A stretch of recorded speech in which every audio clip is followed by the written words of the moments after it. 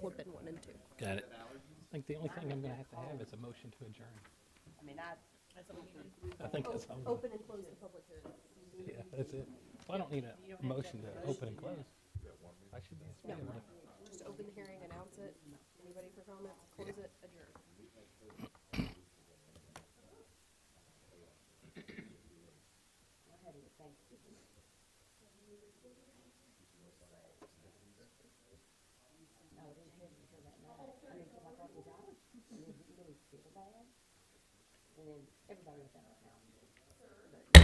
It is 6 o'clock, and I call this special city council meeting to order.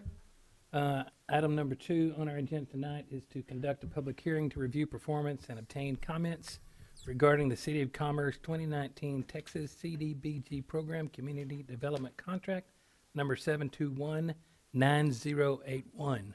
So at 6 o'clock, I open a public hearing. Is there anybody from the public that wishes to address the council?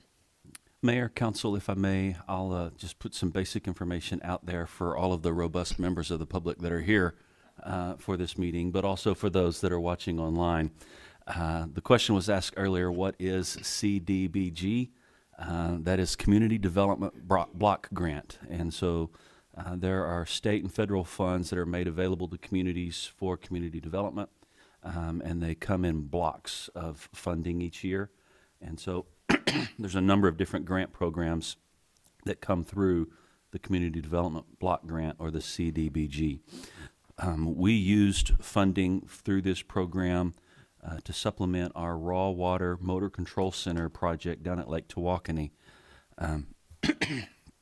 As some of you may recall, the electrical systems that operate the pumps down at Lake Tawakoni, where all the raw water, well, 75% of the raw water that we consume comes from Lake Tawakoni. Pumps require a great deal of electricity, and so there's a lot of electrical infrastructure that runs those pumps. That infrastructure was aging, was beginning to fail, and there were no parts readily available for that aging infrastructure. So this project was designed to replace all of the electrical components and electrical controls for the pumps and motors down at the lake. And so total project cost was $1,052,563. That included $150,000 of engineering, design, and support, construction of $877,563, and then grant administration of $25,000. The funding source for this grant from the CDBG program was $500,000, 100% grant. And then we had local funds and some additional matching funds in the amount of $552,563. The grant required us to complete construction on or before December 31st. That milestone was reached. And so this is the final step to close out that grant project, is to conduct the public hearing, and then we'll be done. And so we're happy to have this project behind us. The facilities are working. Our pumps are on 100% power through this new infrastructure. And so we're happy to report this project is completed, and we'll answer any questions that you or the robust members of our public may have. Any questions for Mr. Lisenby? There being no questions, there being no public. At 6:03, I close this public hearing. That is the last item on the agenda other than to adjourn. I move that we adjourn. Second. All in favor say aye. Aye. Motion carries. Thank you. 6:03. Government efficiency at its finest.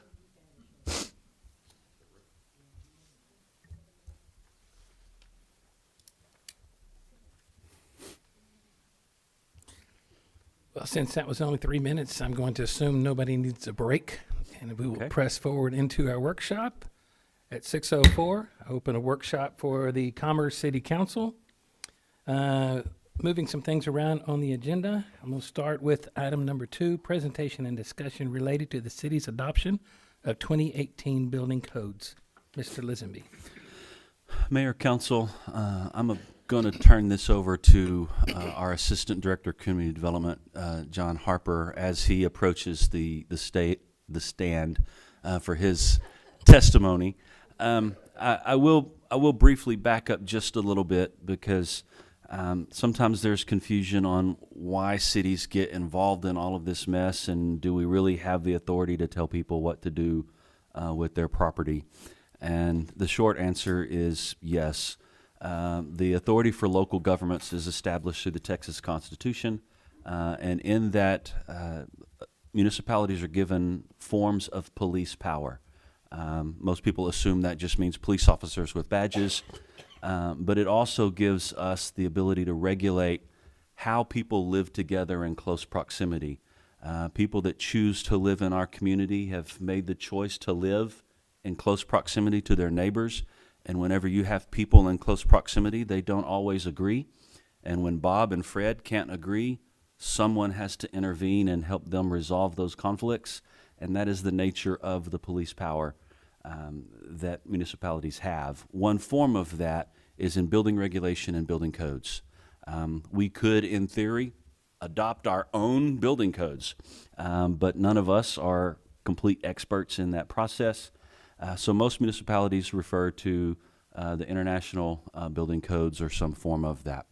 And so you have the opportunity to adopt a set of building codes that instructs how construction happens, how buildings are put together, because when they're close proximity to their neighbors, what Bob does really does affect Fred.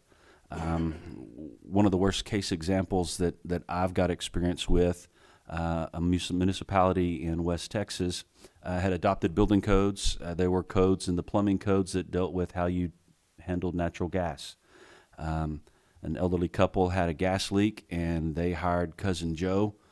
He didn't pull any permits, and he just came and he fixed the gas leak and never told anybody. And then some months later, that house exploded. Fortunately, no one died, but it did catch neighbors on fire. And so when you don't follow building codes, there is a very real risk to your neighbors. And so we exercise our police power by adopting codes and enforcing building standards.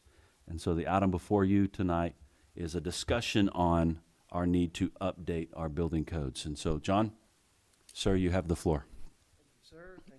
Thank you. So last year, January last year, and this is what has expedited our process of adopting the building codes. We were notified by our ISO rep and for our building code effectiveness grading schedule. And every 4 years they come by and they grade us on plan review, inspections, and building codes, among other things. So last February, I filled out I think it's about 100 questions that they asked. And during that entire time, the number one thing they said, it doesn't matter how great you are, what you have, what people you have working for you. The number one thing that will grade you higher, which is not good in this case, is your building codes. So you have to stay within 6 years of the current code cycle. And as you can tell, we are outside of that just by a little bit with the 2012 codes. So after that process came out, we started pushing forward with the legal aspects of code administration put out by the ICC, and they develop a process for adopting codes. Number one is talk to your city attorney. Well, me and Charles became friends over this. So after that, it goes to the process of making sure that you have all the code books on site so your citizens or your developers can review. So in May, we got all those codes in. I've updated them to our website. The hard copies are in community development currently. At that time, I also reached out to active developers and contractors in the City of Commerce, asking them if they wanted to have a public meeting or have a meeting or workshop similar to this to discuss the code adoption and among other things. But from May to August, I did not hear anything through email, and I issued plenty of permits and spoke with them multiple times. I had a plumber say to me that just keep it the same. Had another one said, he said to me, well, we'll just do whatever y'all want to do. So, and then I have another one, Mr. Hudson. He wanted to voice his concern about off-street parking, but that is a planning and zoning meeting. So he was fine after that with that. He had a question about the COG amendments, but that was the gist of what comments I had from active developers and contractors. So we pushed forward. We got fire involved at that time, see what they wanted to adopt. And they recommended the COG amendments with option B. And they were fine with the 2018 I codes, 2017 National Electric Code. We kept pushing forward with it to the point where we had all our necessary meetings with the city attorney, with staff, and we are currently ready to push forward with this workshop. That's where we are right now. Now the ISO grade, it looked like we were better across the board, but the way it's weighted, the codes really held us down. So we ended up with a 9.9 rating. But we have the option to, with the adoption of building codes, to get us back to our grade or better. John, I'm sorry, would you explain to those that might not know what the ISO is? Yes, up there. It's a program that includes, the intent is to encourage code-compliant construction unless ultimately reducing the catastrophe related to damage and lower insurance costs. The program also includes advisory premium discounts for property insurance written in jurisdictions with effective codes that are well enforced. The building code effectiveness grading schedule is an insurance underwriting and information rating tool. It's not for the purposes of determining compliance with any state or local law or regulation, nor is it making property/casualty loss prevention or life safety recommendations. It has a long history of evaluating fire protection, building code enforcement, commercial properties across the country. And the results of our evaluations are one of many factors used to inform risk decision-making and insurance premium development for properties within your community. And that's their gist of their company. But in conversations with our inspectors from Bureau Veritas, it seems the staying 3 years behind the current code cycle while they're working out all the bugs, say at least in the current code cycle, is the way to go on this. That way you're not having to change on the fly with your contractors and your developers. Okay, that was my question. So we have to be within 6 years, and this one will be out in 2024 then. So we'd have to make a change in the next couple of years, right? These are 2018? There's a couple of options. I believe in the way that we adopt these new codes, we can put in an automatic updater so that it always keeps us within 3 years. I don't particularly want to adopt the We current don't- version. right. We don't want the new version because we want everybody to work out all the bugs. 2021, they're going into 2024. Okay. So if we take this one, we're adopting this one, so then we just have an automatic? I believe we have the ability to put that in the clause, but Okay. I don't think Charles recommended it. he didn't recommend it. Okay, so we're in next year or the year after, we need to go back through this again. Yeah. And so I think one of the implications of this change in our rating is this is used to establish, in some degree, the insurance rates homeowners pay, but this particularly is about how much payout they get from a catastrophic loss. And so if there is some kind of event where we have a catastrophic loss, they file an insurance claim, our rating is part of the calculation of how much they get paid. Right. And so staying current and keeping our ISO rating is advantageous to our community. When you said our ISO is at the 2017 codes right now? No, we're currently on the 12. 2012. So we're outside the 2021 is the current code cycle, we're out. That's why we're hit so hard. And I have two inspectors here from Bureau Veritas that can update you on COG amendments as well as the changes between the codes from what we're going to from 2012 to 2018. So what are those changes? I mean, globally, not into detail. We've not sent it to them yet, we can, they don't have their tablets.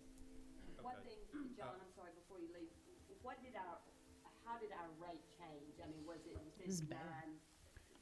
What was it? 9.9. Prior? 5.5, I believe. Then we went up to 9.9. Went up to 9.9 for the codes. Hope we don't have a fire. But we have a year-long window to update our codes. And that'll put us back. So when did that window start? Started in August when they sent the letter to us. So we've got just a few months. Okay. My name's Ty Chapman. I'm the Director of Operations for Bureau Veritas. We've helped y'all for 2-3 years now. Tim Green, who's our project manager that kind of, for now, handles this area over here, but appreciate y'all having us over. I've done a lot of this in my 19 years here with BV and was a previous building official over east of here in Anna, where I live. But the codes, and we'd sent John some information, and it sounds like they're gonna get that out to y'all. I put together a kind of a significant change document based off of, you know, what you were currently on as opposed to what we're going to. And the good news is, really in 2012, 2015, 2018, there were not any, I'll address a couple, but there were not any across the board major significant impact changes. And as many of these as I've done, most of the councils and the cities and the contractors, you know, they're looking for the things that stand out that's going to be a financial impact, or, you know, gosh, we're just starting to get some growth here. We don't want to put some real stringent requirements on here that is going to deter growth, because, you know, keep in mind, these codes, irregardless of what cycle you're under, the codes are a minimum standard. They're not a maximum. I mean, it's a minimum standard to comply with. But in the 12s that y'all are currently under, and going to the 18s, probably the biggest change that's come about in a long time was in the 15 cycle. They implemented a new requirement for storm shelter systems, which that applies to public buildings, specifically schools. It's a huge deal with schools, you know, because, you know, now they have to provide a structure that complies with ICC 500 for tornado protection, and this is on remodels or, you know, on new builds. Now, this late in the game, it's kind of an old hat. You know, the architects and districts, pretty much everybody is fully aware of this, so, you know, it doesn't raise as much problem as it did. When we first went to the 15s, a lot of people weren't aware of it, and, you know, we had people going bananas because, you know, depending on, you know, the size of the school and the size of the project, you know, it could be a $500,000 to $1 million impact on a project. But again, so going to the 18s, that would now be applicable to anything permitted after an adoption is made. If you have something in existence right now, you know, a school project in the works or whatever, it's not going to apply. Moving forward, it would, but like I say, the architects, the contractors, they're all aware of this now. So not a big surprise, but I wanted to let y'all know that is probably the most significant change that's been made since y'all have last adopted codes. Honestly, the rest of them, there's nothing detrimental. The majority of our client cities right now, I'll say in this northeast quadrant of the areas, like back from Anna, back over where I live, you know, Trenton, Leonard, Cooper, who we've started helping here recently, you know, they're all pretty well under the 18s. Some of them are still under the 15s, and waiting to see what the 2023s come out and bypass. Pretty similar to what John explained to y'all. What he told y'all is very, very consistent and common with all of our municipalities. Nobody wants to be the guinea pig that jumps out and adopts the brand-new code before they get all the bugs worked out of it. I sit on a couple code panel committees, and there's a lot of stuff that goes into this and a lot of, you know, arguments and debates on why this is necessary, why this isn't necessary, so on and so forth. So, question? So with the waiting for 3 years for the bugs to be worked out and a 6-year requirement, does that put us on a 3-year cycle to update building codes every 3 years? We're gonna have to do something in 2 years. Well, to get To get- back in line. Yeah, to get But back that, in line. from that yeah. point forward, Stay in that 6-year window, but that survey also, the survey, the ISO survey comes around every 4 years too. So as long as we get caught up now and we can catch up again once they officially push forward with the 2024, then we can move forward with 2021 without. So how does this affect the 2 new developers that we have in town? If they pull permits before we've adopted the new codes, then they'll be under the 2012. If they pull permits after we adopt the 18, they'll be under the 18. But most everywhere they're building, they're into the Yeah, they're 18s. in 18 They're having to kind of go list. backwards if they pull permits under the current 12 codes. So what about our school? The school? The school's already pulled, well, their permit's under review, I believe. John, the middle school is under review right now? Okay, so their permit's issued under the 12. So some of the things he's talking about that were impactful in the 15 and the 18, I'm wondering if They don't they're have to come. Yeah, but I'm wondering if they're going ahead and doing what they're doing, I mean, for the storm shelter. I mean, to help Jacksboro. yeah. I mean, that Well, help- and those the kids are codes are safe. minimum standards. They could factor could that do in that on their own. Yeah, Yes, and another, you know, a jurisdiction, municipality, you know, everyone has the ability to make the codes more stringent, and a lot of times they do that by local amendments. The whole purpose of ICC and the COG amendments is to try to eliminate that because, you know, there's a lot of contractors that are part of these, they have a lot of input on these code panel committees and the Home Builders Association. You know, they're looking for one thing, they're looking for consistency. You know, if y'all are doing the 18s here and the surrounding communities, 18s or 50, they're just looking for consistency. So they've kind of deterred cities from trying to do their own amendments. Years ago, back when Tim and I first started, it used to be a big thing for a city that, you know, how tough can we make it on everybody? And that's really not what the codes are about. You can't make them less stringent. Correct. You can't say, well, now you can delete or, you know, you can pull a section out as a whole, but you can't pick and choose, kind of like spot zoning. You can't just pick and choose little bits and pieces you want to take out. But overall, you know, the 18, when I get calls, and people in y'all's situation, we're dealing with several more right now. The 18 is a very good cycle to go to. It's good, got a good firm minimum standard, but there's nothing that is going to just be detrimental to, you know, construction, you know, things of that nature. 2020 National Electrical Code, that had some things in it that woke some people up a little bit from the electrical side, but, you know, y'all are staying with the 17 or going to the 17, I should say. And, you know, so that's not going to be, you may have some input there on that, but I don't think that's going to be, you know, with the 17, you know, you got some additions for some additional ground fall protection and so on. It's life safety stuff, you know, nothing that's going to be majorly impactful.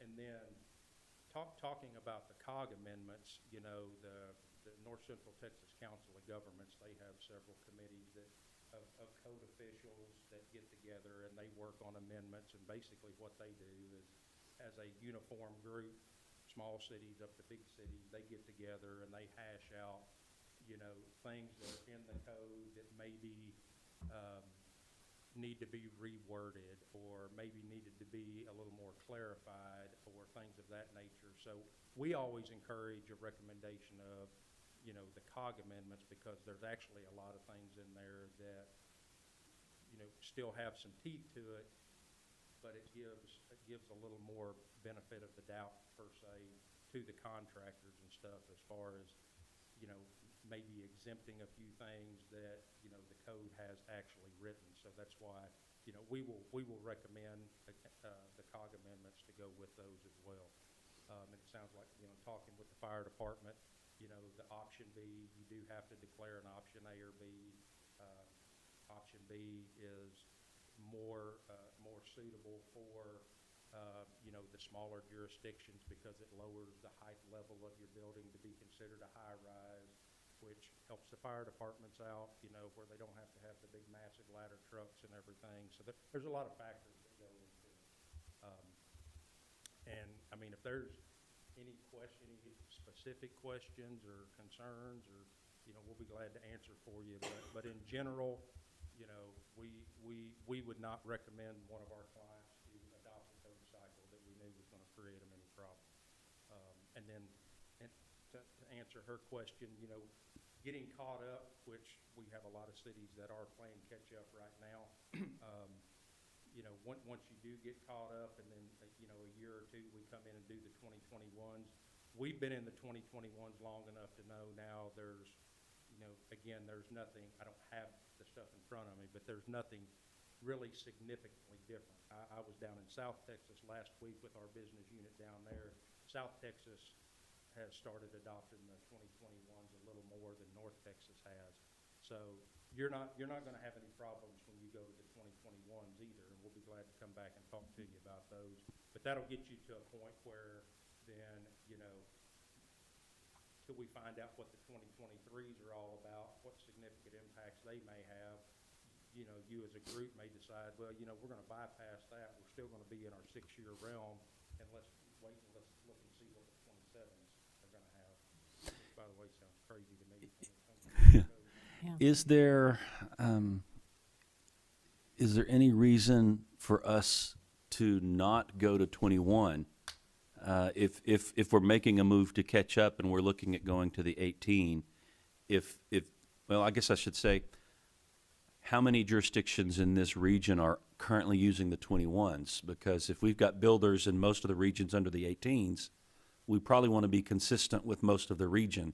And if we jump ahead to the 21, is that detrimental to us in terms of being attractive for development? Well, I wouldn't say it would necessarily be detrimental, but it's going to be out of consistency. Because, like I say, 50, 75, maybe 100-mile radius from here, you know, the majority we're seeing is still 15s and 18s. Okay. I know McKinney, Frisco, you know, some of the larger areas down to the south, closer into the Metroplex, have gone to the 21s. But, you know, up in our parts of the country, 18s is, you know, pretty much the limit we see. We did have one city, very, very small city. They didn't ask any questions, so we didn't know they needed help. They just jumped out and they went from the 09s to the 21s, and they're having all kinds of challenges. You know, I mean, you're talking about, you know, really getting some rude awakening. So personally, myself, I know it's going to take a few years to get caught up to where you want to be, but I think my personal opinion, going to the 18s is going to be more beneficial than trying to do the 21s right now, because, you know, y'all will kind of be a little bit of the odd men out, women and men out, because nobody else around us has really done that yet. Thank you. But to go back to what Teddy was asking though is, so how soon or what's the cycle that we start seeing most of the people in our area start to move to that next thing instead? I mean, we've got to get caught up. And then when do they start moving to 21? So what's that cycle? I think that's what you were alluding to. City of Emory, they're 2021, bottom just went to 2021. I think the ultimate barrier is that once the 27s are out, then if we're on the 18, we're more than 6 years out, and we have we to gotta get move it. back to this ISO conversation. So we've got at least until the 27s are out before we need to start talking about that. But Tim, I was building official at Sulphur Springs, and while I was there 2 years ago, we just adopted a interface to ISO situation. Yeah. So we basically stayed like 6 years, we stayed 2 cycles behind. yeah, So we just need to be ahead of ISO, so we just don't get a bad rating. exactly. All right, so we gotta make sure that's on our side. Yeah. And I think you're gonna see, maybe what you were asking, in talking with a lot of our client cities here, you know, this is becoming a hot topic. So I think probably within a year, maybe a year and a half max, we're gonna see the majority of these folks that are on 15 or 18s either go to the 21s, or some of them may dabble into the 23s. It's a little too far out to tell, but we're gonna start seeing all of these. Y'all are not gonna be the only city within the next year and a half that are gonna be Have to move. having to upgrade and migrate, because I honestly really don't know any that we deal with, big or small, that just, every time a new cycle comes out, they're changing. It's just not a normal standard practice. So I think you're fine. I mean, you know, it's gonna, a year and a half to play catch up, and then you're gonna get on a routine cycle and, you know, stay within that 6 year time limit that you're looking for, and what ISO, you know, likes you to do. Let me ask the question from this angle, and then I'll shut up for a little bit. When big builders and developers are looking where they're going to go and make their investments, so for example, Bloomfield Homes did some research before they came here. Do these developers make decisions based on what codes are in place? Because if we're in a code that costs them more money, they might go to a different community so that's an easier place to build and invest in. Have you seen any developers making decisions based on the codes that are in place? Not over the last several years. Okay. Because, and I'm very familiar, we deal with Bloomfield a lot, DR Horton, you name it, we Yeah. deal with them. You know, they're dealing with these codes and even higher codes in various other cities. You know, the builders actually, you know, they're passing their costs along. Obviously, if there's a big detrimental change, you know, they're gonna absorb that, and they're gonna pass it on to the end user, which is your tax-paying citizen homeowner, which we don't wanna have happen. But, no, Okay. I have never, and I've sat through many development meetings, you know, of course they ask, you know, but I've never heard one say, you know, well, gosh, they're under the 2018s or 2021s, and, you know, honestly, I think that's what they prefer. And Tim's out there dealing with builders a lot more than I am, and, you know, they wanna stay up with the times, you know, like this 2020 NEC, you know, that got a lot of them squirming, because they had to start putting external disconnects on the houses and surge protectors in, you know, but they knew it was the state adopted code, and they did it. Okay. So I really don't think, you know, I can think of other things from being a building official and dealing with a lot of cities that is gonna deter them faster than a building code Okay. cycle. Well, we want to have that conversation with you some other time. My question is, with this developer that's coming in, if they have started, say, they have 10 houses on the ground, and then we adopt this, then do they go into the new Every time you pull code, a or permit. is it, If they're already permitted, they're gonna stay in the 2012. so they would be So- permitted for the whole development? No. Each, No. so, Every so permit. I think they're, Permits are just good for that property. and so they're going to do 10 to 15 homes in this first batch. Right. And so if they get those permits while we're under the 12, those 10 or 15 are built under the 12. And then once we adopt the 18, all of their permits from there would be under the 18. Okay. But they're probably gonna be building to the code of 2018, because that's what they're used to anyway, so. Yeah. And, you know, one of the things that, you know, we offer to do do for cities if they so desire. You know, of course, if you do make a change, like the situation you're talking about, obviously, because nobody likes to be caught off surprise, you know, you come up with an effective date. Let's just say hypothetically, y'all make a decision on this in April. Well, you know, April 1st, you don't want to turn around April 2nd and bomb them with all these new requirements. So usually I'll see them, you know, they'll set an effective date of any permit issued after May 1st. Yeah. Gives them a little time to play catch up. But then in the meantime, you know, we will also offer, if needed, we've done many of them, you know, we will actually, if you want to put together a builders meeting or something, we'll come over and sit down with anybody that wants to show up and talk about changes and talk about things of that nature as just part of our standard service. We've done a jillion of them and let them ask their questions, you know, what Yep. about this, what about that? You know, what are we gonna be required now? Fortunately, on the residential side, there's minimal changes, and as somebody mentioned a while ago, if they're not building to 2018 code here, they're building to it 10, 15, 20 miles down the road, so it's no surprise. Yeah.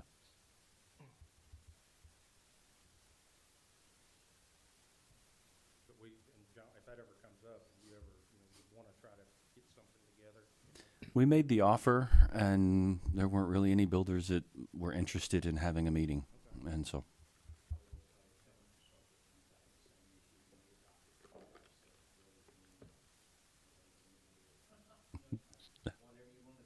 Yeah. I think with the growth and the construction and stuff that we're seeing right now, you know, like you mentioned a minute ago, you know, majority of them, especially your development builders, you know, your one-offs or, you know, your mom and pops or whatever, they tend to get a little more, feel affected more than, you know, a tract builder.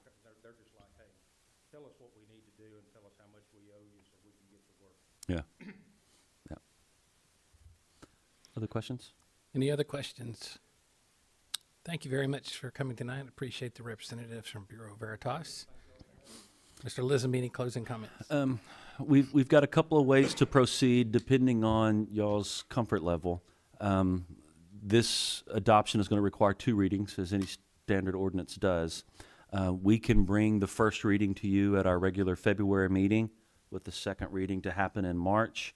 Or if you want a little bit more time to chew on the material and the resources that we've given you, we can do first reading in March and second reading in April. Staff is recommending first reading in February, but it's dependent upon what your comfort level is. I'm good with February. I'm good with I February. would say we roll on. Okay. All right. All right. That's all we have. And then Thank you we very have an much. effective date, or we, you know, what would we- Similar to what he recommended, I would say whenever our second reading and adoption is, the effective date is 30 days out, just so that people have a chance to make some adjustments if they need to. And we'll probably beat the Bloomfield permits unless they move quickly. It'll be right on the line. So, gentlemen, thank you for coming. We appreciate your time and the great work y'all have done for our community. Thank you. Thank you, John. The next item on the agenda is discussion related to strategic planning for the City of Commerce. Mr. Lisenby. All right. One of the conversations we've had, and I think one of the things that we want to be able to use this workshop format for, is looking at a strategic planning process in a very formal sense. And I want to differentiate between strategic planning and comprehensive planning. We spent quite a bit of time last year talking about the need to update the comprehensive plan.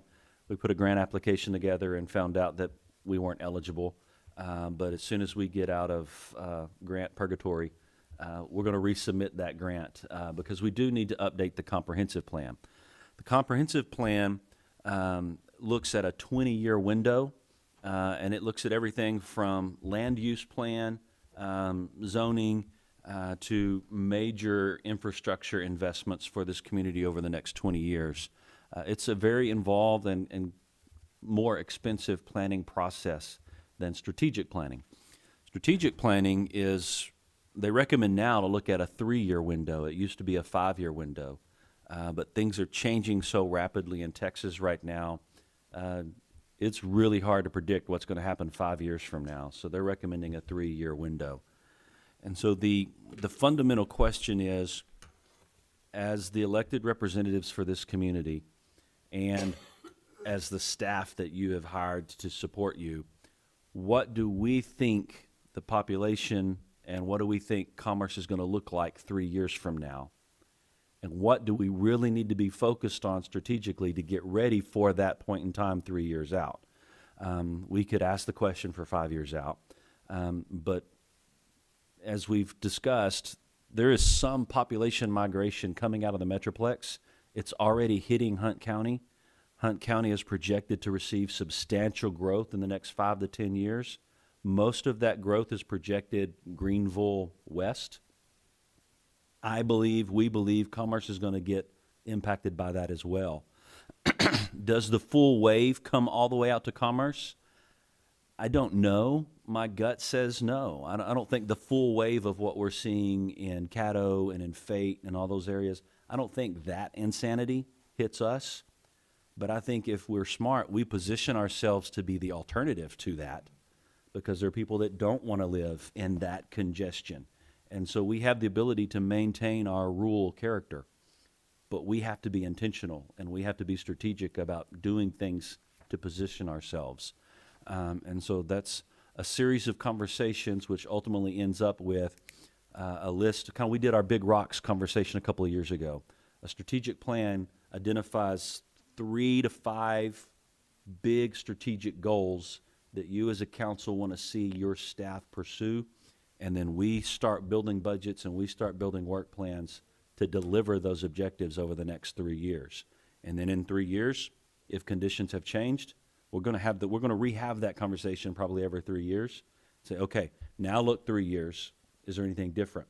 And it just keeps all of our efforts and all of our budgets focused on those things that are really the highest priority for the complexity and the character of our community. And y'all get to decide that, because y'all are the ones that are elected to represent the community. I am hesitant to have my staff and I answer those questions and for us to determine what the future needs to look like.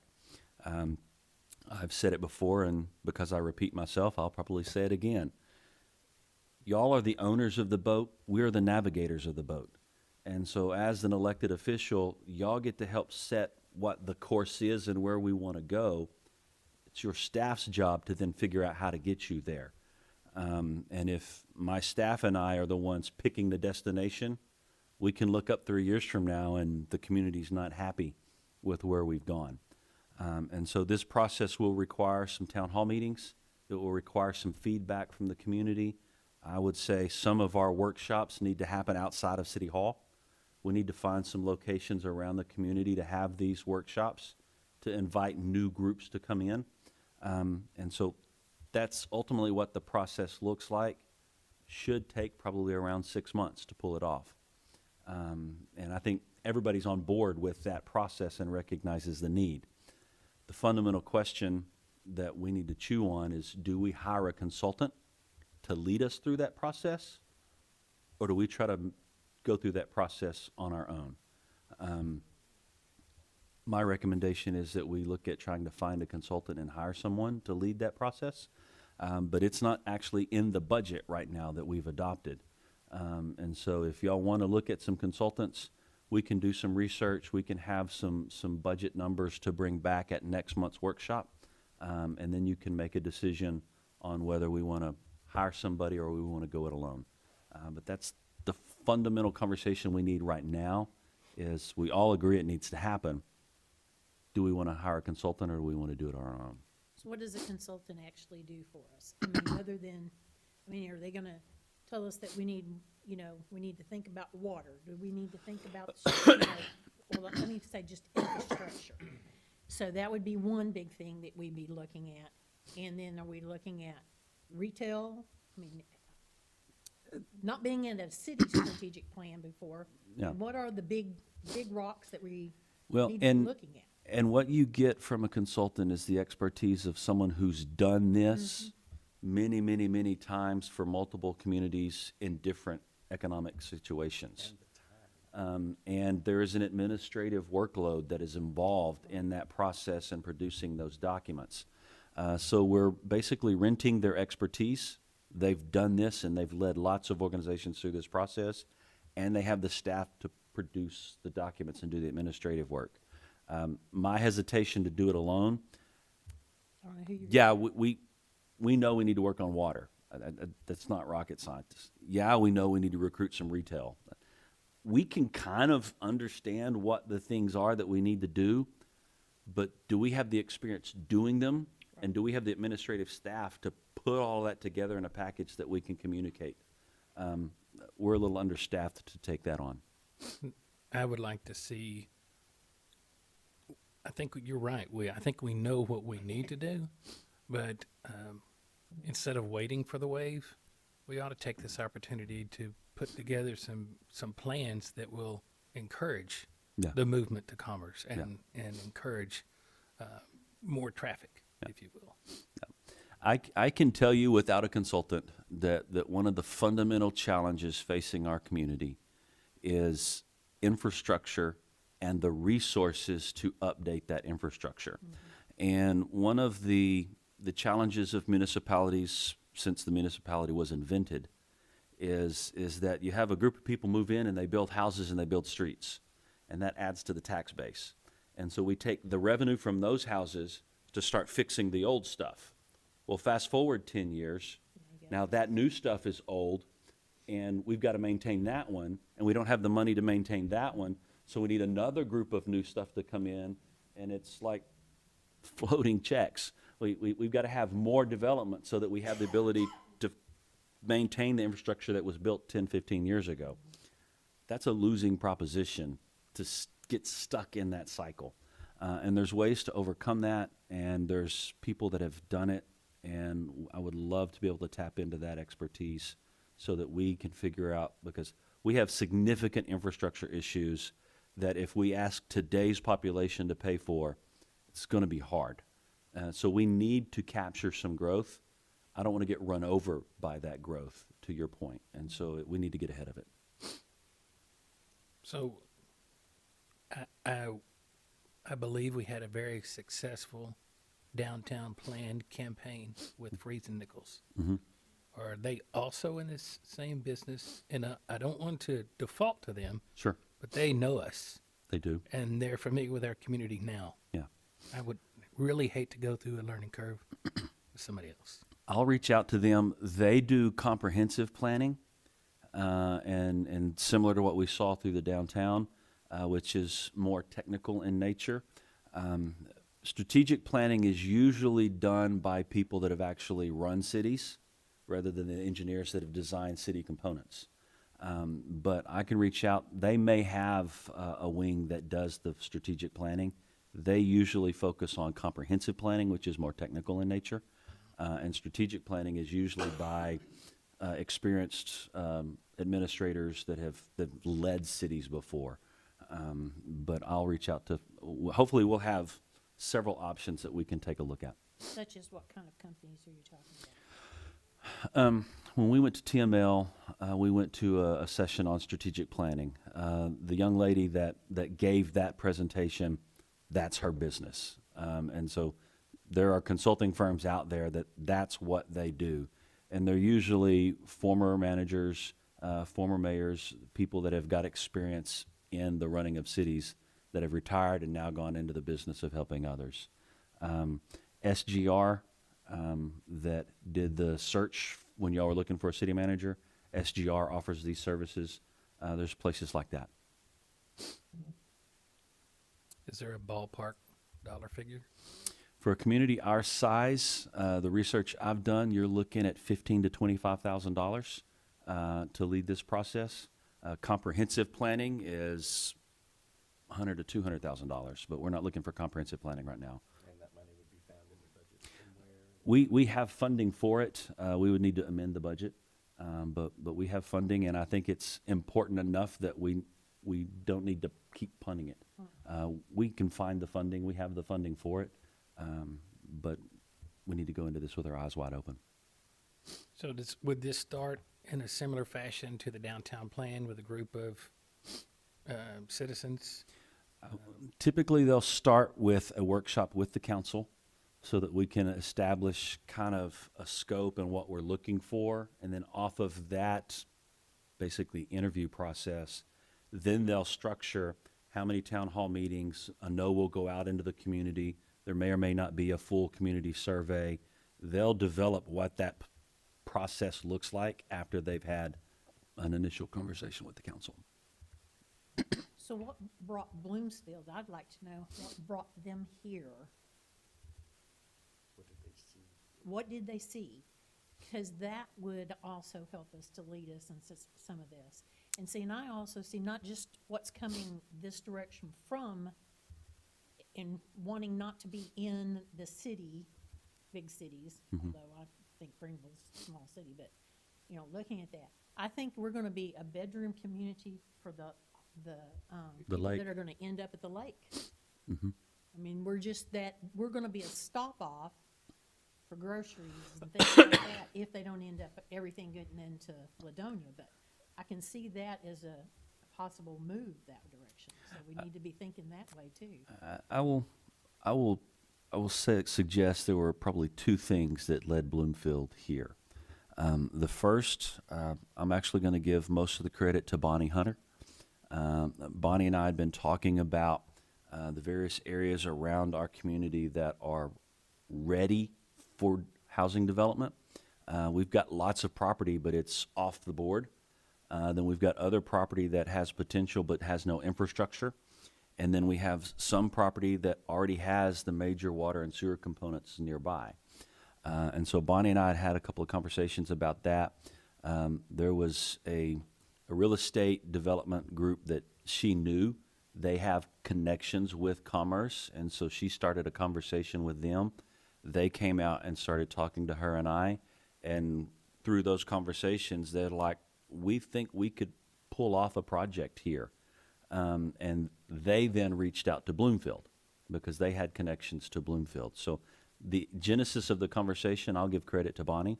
I understand that part, but why would Bloomfield decide here? Because what they're versus doing, Sulphur and that's, Springs? well, and that's the second part, is if you look at what Bloomfield's doing all around the Metroplex, they see the rapid growth that's happening on the edges of the Metroplex. They've decided strategically, all the way around the DFW Metroplex, they're jumping out an hour. Okay. And they're looking for small communities that are outside of that growth, and they're putting in subdivision developments. And usually once they start them, they sell them out in 3 years. Okay, well, that makes sense then, that's why. Yeah. If they're looking at an hour out, then that's Yeah. exactly where we are. So that explains why they're here I'm not aware versus of any. going out to Sulphur Springs or someplace Kind of what else. they did in Princeton or. Kaufman. Raleigh, Kaufman. Mhm. Yeah. Okay. Bloomfield's got a development in Kaufman right now. And so they also have their own funding. And so when they look at Commerce and they see that we have a significantly different socioeconomic profile than some of the other communities they've been in, they don't care because they're not going to a bank and asking permission. They have the pockets to do it. And they felt like there was enough potential in investing in this community and the sweet spot outside of the Metroplex that the people they market to and that they sell houses to, they felt confident those people would want to come to Commerce. And so to some of Teddy's point, what we've got to then figure out is as they start building the houses, what do we have to do to make those people want to come here and buy one? And that's what we've been working on. That's the question I always get. Who's gonna buy these houses? People getting away from the Metroplex. It's not people that live here now. I would expect to see some, probably university professors and staff. I would see some of that, maybe some ISD related, but most of those purchases are people that don't live here now, and they're looking to get away from what has run over them, and they want to get back to a more rural setting, and those are gonna be the people that are looking to buy Yeah, this. that was one of the questions I had. A couple of people were saying that they didn't understand why anybody would come to our community is because there's no jobs. And I said, they're not coming here for the jobs. No. They're coming here because they have a job. They just want to get out of the Metroplex Yeah. or out of the concrete. Yeah, And then another conversation, brought it to Teddy's attention, that somebody said, well, there's no country club. And I said, they're not that type of people looking for country clubs. no, Perfect example of that is Caddo Mills. yeah, Caddo Mills has less than we do. yeah. Yeah, And it's just, yeah. Well, I So- think the university is actively encouraging its new faculty and staff to move to Commerce. Yeah. They're just looking for a place to move to, and the house next door to me, I felt a whole lot better when that house sold because it was under contract in less than 24 hours for $450,000, Yeah, and it was built in 2006. It's not even a brand new home. yeah. So I think there's a market out there. Well, and I think, again, I'm not a real estate person, and my crystal ball is pretty cloudy. But within this last year, we saw older model homes inside of town selling for $350,000 to $400,000, which blows my mind. But when Bloomfield starts going vertical, and you have the option to buy a brand new quality built home for $450,000, it's going to start putting pressure on the other prices to come down, which helps a lot of our residents. And so I think there'll be a good balance there. So if you have an older home that you want to sell, now's the time to do it. Been there, done that. And I'm interestingly met several, as we learned, cave people. Oh, yeah. Oh, man, it's hard to get them off like this. Any questions? The last question I have, we'll say it's related to strategic planning. As we look moving forward to this workshop format on the first Tuesday of each month, if you have topics that you would like to see on a workshop so that we can really dive into that, let us know what those topics are, so that we can go ahead and start planning and populating the content for those meetings, because we've got to do some work ahead of time so that we know what the topic is and we can give you information in advance of that workshop so that we can really dig in while we're here together. And then the last thing is, staff wants to know, is there any interest in the workshops starting at 5:30 instead of 6? Because depending on the content, we're wrapping up, so we'll get out of here at a decent time. But if we start at 5:30, it doesn't go so deep into the night if we really need to dig into something. I'm retired. I can make it here at 'Kay. 5:30. It's nifty. I can't say. Okay, just I mean, depends. go for it and. We'll do see how what it we goes. can. All right. So what we'll probably do is the workshop in March, we'll schedule for the first Tuesday in March, I guess, which will also be the 7th.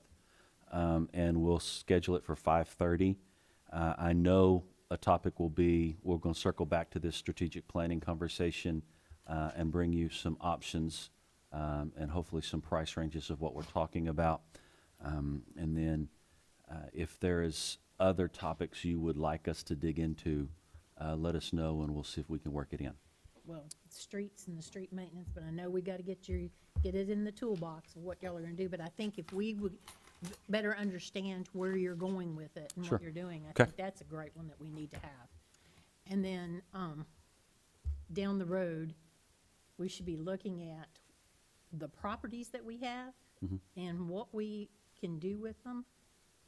I mean, I know we're trying to sell them, but I mean, what is it that we can do about we're looking at our current properties, but then I would like to start looking at, how do we look at, and this may go into the building group area, is there are empty lots everywhere in this town, and who owns them? And why are they sitting there? I have one that's down from my street, that the house burned down in 2001, and nobody has rebuilt on that lot. We have a handful of builders that are actively doing that, Right. what I call popcorn development, and they continue to move on those. Most of them are trying to still stay in the neighborhood empowerment zone, if I. There's one developer that I think last time I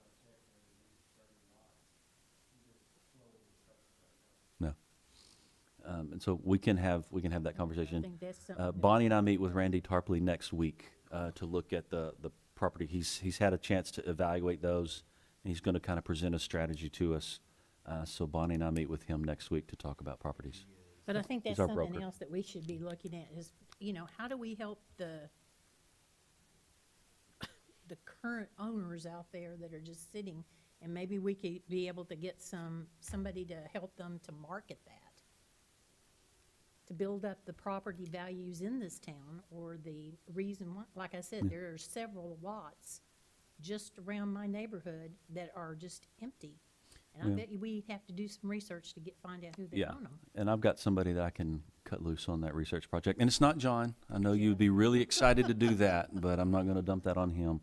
I think we'll find a lot of those lots are owned by people that aren't here. Right, Uh, and so and- what can we do about helping our town? Yeah, so, okay. I would suspect that a lot of those, people don't think they will sell. Well, that's the Yeah, thing is what you can, know, is that we do. what to can let we them- do as a city to help them to Yeah. get something for what they have? I mean, they probably have it and don't even realize they've got them anymore. And I know the Parks Board is looking at a future city park area.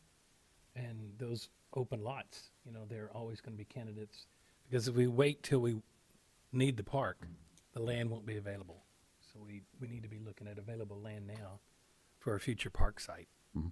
How much of the workshop will you be reporting at the regular city council meeting?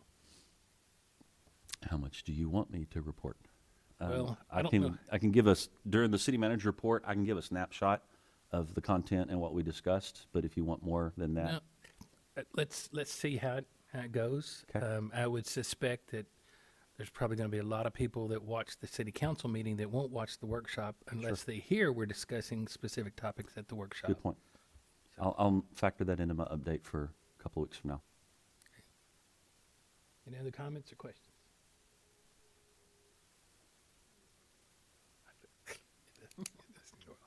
So it is 7:01, and I close the City of Commerce City Council workshop.